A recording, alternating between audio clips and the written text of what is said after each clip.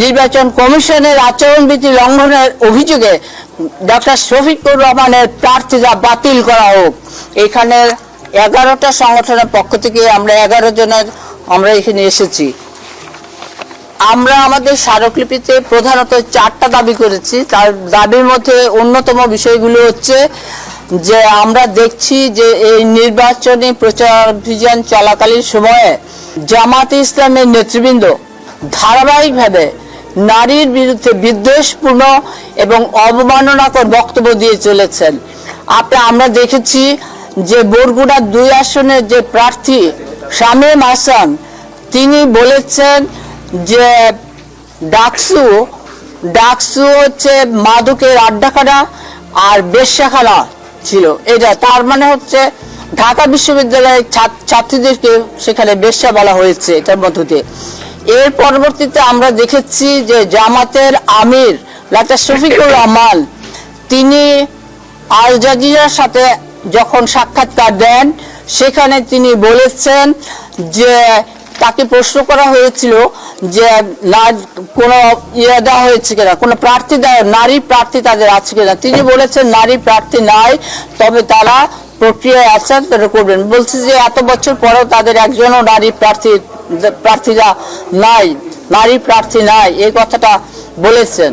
তার পরবর্তীতে Al Jazeera সাংবাদিক আপনারা দেখেছেন যে তাকে প্রশ্ন করা হয়েছে যে জামাতে ইসলামের আমির কোনো নারী হতে পারেন কিনা।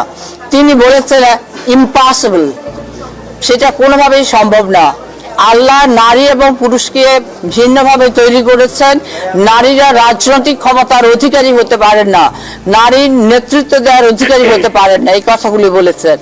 আর এর 2 দিন পরে আপনারা দেখেছেন আরো দুঃখজনক ব্যাপার হচ্ছে, আমরা দেখলাম জামাত ইসলামের আমির তিনি তার ব্যক্তিগত ভেরিফাইড যে এক্স অ্যাকাউন্ট, সেখানে তিনি বলেছেন যে নারীরা বাইরে যায়, বিভিন্ন কাজে যায়, বিভিন্ন পেশার সাথে যারা আছে যারা যায়, তারা তাদের কাজটা সেটা পতিতাবৃত্তির সমান, মানে পতিতাবৃত্তি, সব অর্থটা হচ্ছে পতিতাবৃত্তি সেগুলো।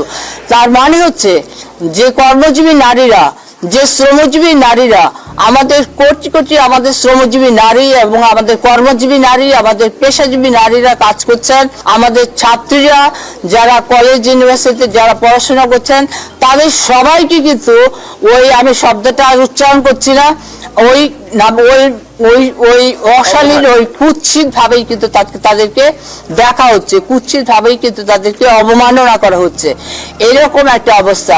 এই কারণে আমরা মনে করি এটা হচ্ছে নির্বাচন কমিশনের যে আচরণবিধি, সেই নির্বাচন কমিশনের আচরণবিধির সুস্পষ্ট লঙ্ঘন, এবং সেই কারণে আমরা প্রধান নির্বাচন কমিশনারের কাছে স্মারকলিপি দিয়েছি। এই কারণেই যে যেন আজকে নির্বাচনের আচরণবিধি লঙ্ঘনের জন্য দায়ে এবং নির্বাচন কমিশনের আচরণবিধি লঙ্ঘনের অভিযোগে ডক্টর শফিকুর রহমানের প্রার্থিতা বাতিল করা হোক। এটা আমাদের একটা দাবি। আমাদের আরো দাবি হচ্ছে সমস্ত শ্রমজীবী এবং সমস্ত পেশাজীবী কর্মজীবী নারীদের কাছে ডক্টর শফিকুর রহমান প্রকাশ্যে ক্ষমা চাইতে হবে। আমাদের আরেকটা দাবি হচ্ছে ডক্টর শফিকুর রহমানকে দুঃখ প্রকাশ করতে হবে।